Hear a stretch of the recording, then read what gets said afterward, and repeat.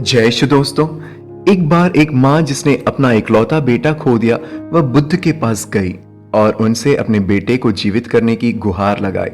बुद्ध को औरत पर तरस आया और कहा, मैं इसे जीवन दूंगा, लेकिन उससे पहले तुम्हें किसी भी घर से कुछ सरसों लाना होगा जहां अब तक कोई नहीं मरे। बेचारी महिला गांव के प्रत्येक घर में भागती है और वह पाती है कि किसी ने किसी के माँ को खो दिया, किसी ने अपनी पत्नी को, किसी ने अपने भाई को। वास्तव में ऐसा कोई घर नहीं था जहां किसी ने किसी को भी नहीं खोया था। शाम को वह बुद्ध के पास लौटती है और उसे सच्चाई का एहसास होता है। हम सभी ने अपने प्रियजनों को कभी न कभी खो दिया है और आज हम विशेष रूप से उन्हें कृतज्ञतापूर्वक याद करते हैं क्योंकि वे हमें अपनी यादें छोड़ गए हैं। एक अंकुर की तरह जो गेहूं के दाने से बाहर निकलता है पर बीज से पूरी तरह से अलग अस्तित्व होता है। तितली की तरह जो मूल रूप से और अंततः एक रेशमी कोकून से निकलता है जो कुछ दिन पहले एक मामूली कीड़ा था।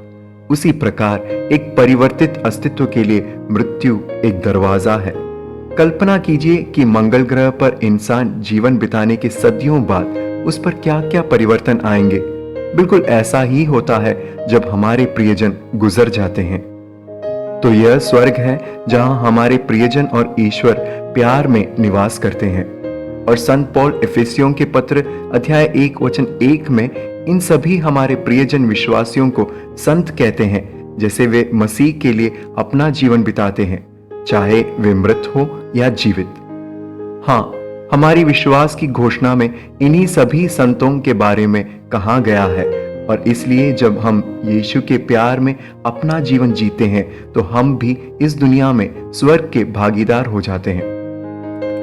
जो स्वर्गीय विश्वासी है वे निश्चित रूप से हमारे लिए मध्यस्थ मांगते हैं। हालांकि वे किसी भी कर्म को करने में असमर्थ है, पर हमारे जीवन के लिए एक निरंतर मार्गदर्शक और समर्थन वे बन जाते हैं।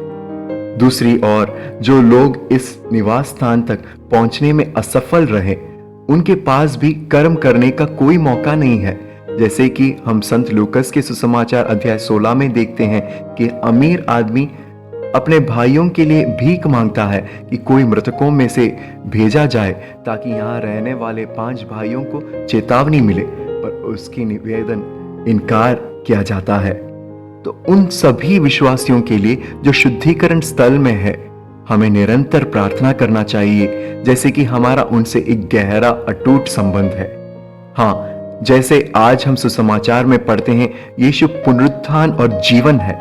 जैसे हम यीशु से प्यार करते हैं तो हम भी इस पुनरुत्थान और जीवन में शामिल हो जाते हैं।